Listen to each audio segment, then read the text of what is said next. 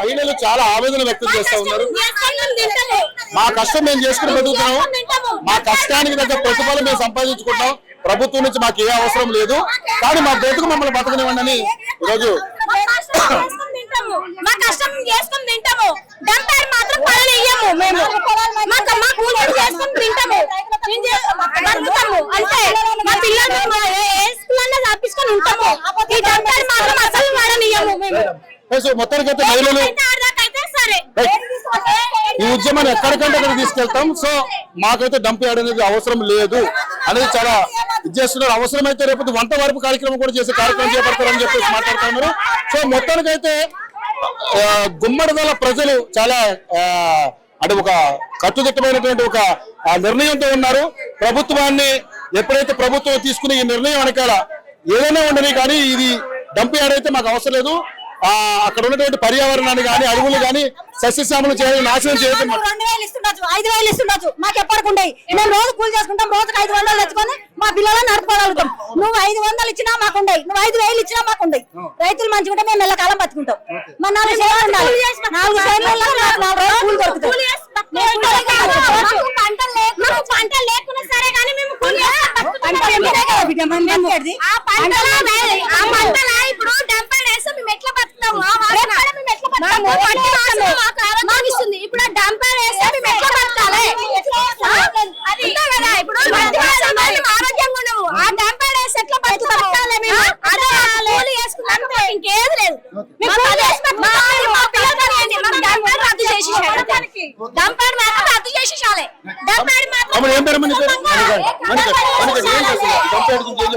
తెలంగాణ కొత్త రాష్ట్రం మొదలైనప్పటి నుంచి ఇలాంటి ఎన్నో సమస్యలు క్రియేట్ అవుతున్నాయి. కానీ డంప్ యార్డ్ అనేది ఈ 152 ఎకరాల్లో అక్కడెక్కడి నుంచో సిటీ నుంచి తెచ్చి ఇక్కడ వేసి అడవులు మొత్తం ఖరాబ్ అవుతున్నాయి, నాశనం అవుతుంది. మన రైతే రాజు అని చెప్పి అందరికి తెలుసు. అదే రైతు రాజుకి వెన్నుపోటు పడుస్తామా? వాళ్ళు 4000 నోట్లో పోతే మనకు 4000 నోట్లో పోతాయి. మనం బాగుంటే వాళ్ళు బాగుంటారు, వాళ్ళు బాగుంటే మనం బాగుంటాం. అదే 152 ఎకరాలు రేవంత్ రెడ్డి, అదే 152 ఎకరాలు మన రేవంత్ రెడ్డి సరౌండింగ్స్ లా, అదే 152 ఎకరాలు మనం అక్కడ పోతే ఆ ప్రాంతం మొత్తం ఒప్పుకుంటుందా? సరౌండింగ్ రేవంత్ రెడ్డి ఇంటి దగ్గర 152 ఎకరాలు ఈ డంప్ యార్డ్ అక్కడ పెడితే ఆయన ఒప్పుకుంటాడా? అక్కడ ఒప్పుకుంటాడా? సరే, ఆయన ఇంట్లోనే ఒక 4 ఆ రేవంత్ రెడ్డి ఇంట్లోనే ఒక చెత్త, వాళ్ళ ఇంట్లో బాత్రూమ్ బాగోకపోతేనే ఎంతో మంది వచ్చి క్లీన్ చేస్తారు. అలాంటిది మన 152 ఎకరాలు మన రైతులకి చాలా ఇబ్బందికరంగా ఉంటాయి. ఆ రైతులు ఏం కావాలి? ఇప్పుడు రైతులు వచ్చి రోడ్డు మీద పడ్డారు, వాళ్ళకి ఒక రోజు డ్యూటీ పోతే వాళ్ళకి అన్నం రాదు. ఇప్పుడు 4 రోజులు 5 రోజులు అయ్యింది, వాళ్ళకి అన్నం ఎవరు పెడతారు? నువ్వు పెడతావా తెచ్చి? నువ్వు రేవంత్ రెడ్డి కొత్త గవర్నమెంట్ వచ్చినప్పుడు నువ్వు చెయ్యి, మంచి చేయి, నిన్ను నమ్ముతారు. నువ్వు చెడు చేస్తే జనాలు ఎందుకు నమ్ముతారు? నువ్వు వచ్చి సంవత్సరం కూడా కాలేదు, ఎన్నో మంది రోడ్ల మీద పడ్డారు, వాళ్ళకి అన్నం ఎవడు పెడతాడు? మీరు పెడతారా? మీరు తెస్తారా? మీరు దేరు.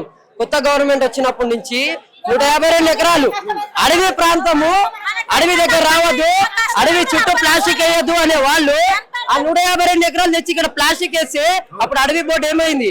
అడవి శాఖ మంత్రి ఏమయ్యాడు? ఆ అడవి చుట్టూ ఒక చెట్టు తీస్తే ఇంకో చెట్టు నాటాలి. ఇప్పుడు అన్ని చెట్లు 152 ఎకరాల దగ్గర ఆ చెట్టు తీస్తే ఆ చెట్లను ఎక్కడ నాటాలి? మీ ఇంటి దగ్గర నాటుతామా? నాటం కదా. మరి డంప్ యార్డ్ అది ఆపాలి.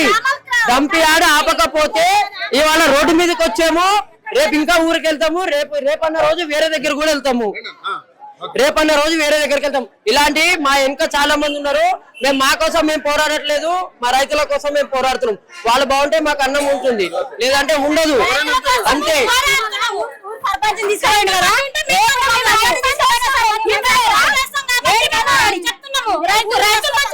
చెప్పండి, మీరు అసలు ఏంటి, ఏం చెప్పాలనుకుంటున్నారు?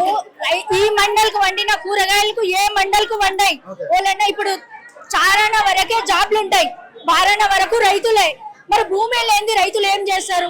ఖచ్చితంగా అది పెట్టొద్దు, అసలు మంచిది కాదు, పెట్టకూడదు. మేమే బాగలేనప్పుడు ఇంకా భూమి ఏం చేస్తాం? మేమేం చేస్తాం? ఆరోగ్యమే బాగుండదు, మేము ఎట్లా బతుకుతాం? మా పిల్లలు ఎట్లా బతుకుతారు? ఖచ్చితంగా తీసేయవలసిందే. రేవంత్ రెడ్డి కూడా ఖచ్చితంగా రావాలి, దాన్ని వెంటనే కూడా పెట్టాలి. ఆ రోజు అట్లా వచ్చి తిరిగిండో ఈ రోజు కూడా అట్లా రావాలి. ఓట్లు అంటే అప్పుడు ఓట్ల కోసం వస్తారు, ఇప్పుడు ఎందుకు వస్తారు? కష్టం వచ్చినప్పుడు నిలబడాలి కదా, కష్టం వచ్చినప్పుడు ఖచ్చితంగా మనిషి నిలబడాలి కదా. ఇప్పుడు అందరు ఆయన కూడా రావాలి, మాట్లాడాలి, నిలబడాలి. ఆ రోజు నీకు కావాలన్నప్పుడు ఆ రోజు వాళ్ళ అవసరం ఓట్లు, మరి ఈ అవసరాన్ని పట్టించుకోవాలి. పడవా? మా రోజు కూడా పట్టించుకోవాలి మరి, వాళ్ళు ఖచ్చితంగా మరి పట్టించుకోవాలి. ఇప్పుడు స్థానిక సంస్థలు ఎన్నికలు వస్తున్నాయి, ఏం చేద్దాం మరి? ఏం చేస్తారు ఇప్పుడు? అదైతే పడనివద్దు, మాకు చాలా ఇబ్బంది ఉంటుంది. పిల్లల ఆరోగ్యం, పంటలు లేకుండా చాలా ఇబ్బంది. ఒక్కొక్కరు కౌలు వేసుకొని పొద్దంతా పని చేస్తే పొద్దుకి బతికేటోళ్ళు ఉన్నారు, కూలి వస్తేనే బతికేటోళ్ళు ఉన్నారు. మాకు వండినంత పంటలు కూరగాయలు సిటీ మొత్తం మా మండలియే పోతాయి. అట్లా చేయొద్దు, అది పెట్టనవద్దు. ఏం దాకైనా సరే వారమైనా సరే మేము రోడ్ల పంటుండి ఖచ్చితంగా తీసేయవలసిందే. చెత్తబండి రావద్దు, చెత్తబండి రావాలి, చెత్త వేయొద్దని చెప్పండి. చెత్త చెత్త మా సొంత గరీబ్ వాళ్ళు కూడా 10 రూపాయల కూలి చేసుకుని బతుకుతున్నాం మేము. మరి ఆ కూలి లేకుండా మేము ఏడ బతకాలి? మా పిల్లలు మేము అందరం ఎక్కడ పోవాలి, ఎక్కడ వెళ్ళిపోవాలి? మేము చెప్పదు కూలీ చేసే వాళ్ళే చాలా ఉన్నారు. ఒక రైతు పండిస్తేనే ఏ కలెక్టర్ అయినా ఎవరైనా తింటారు. రైతు పండినప్పుడు వాళ్ళు ఏం తింటారు? అది తప్పు, చాలా తప్పు. అసలు వాళ్ళ పక్కన కష్టపడి చిన్న పిల్లలు ఉన్నారు, చిన్న పిల్లలను మేము పెంచుకోవాలా, ఇంట్లో కిరాయి కట్టుకోవాలా, అన్ని చేసుకోవాలా, మేము తినాలా చేయాలంటే మాకు ఏడికించి వస్తున్నాయి అన్న మాకు. అప్పుడేమో రేవంత్ రెడ్డి సంక్షేమ పథకాలు మీ మహిళలకు పెడుతున్నారు, చెప్పిండు. ఏం పెడుతున్నా లేదు, అది ఇచ్చినా కూడా మాకు ఏమి చేస్తలేవు. అప్పుడు రేవంత్ రెడ్డి ఏమన్నా మా లక్ష్మిది 2500 పంపిస్తామని చెప్పిండ్రా, అది లేదు మాకు, ఇది లేదు. అందరికి కూడా 1500 అంతటా పంపుతున్నాం. మాకు అది లేదు, ఇది లేదు, ఏది లేదు. రేషన్ కార్డు రేషన్ కార్డులో కూడా సరిగా ఇస్తలేడు. ఏది ఇస్తున్నా మాకు? ఒక రేషన్ కార్డు మీద ఎన్ని బియ్యం వస్తే ఎన్ని రోజులు బతుకుతామన్నా? మాకు చిన్న పిల్లలు ఉన్నారు, పిల్లలను చూసుకుందామా, కిరాయిలు చూసుకుందామా? మాకు ఏముందా?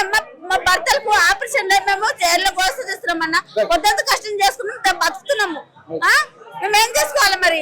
ఇవన్నీ ఇప్పుడు రేవంత్ రెడ్డి ఇక్కడ రావాలి, గుమ్మడిదలకు వస్తాడా? ముఖం ఉందా రేవంత్ రెడ్డికి?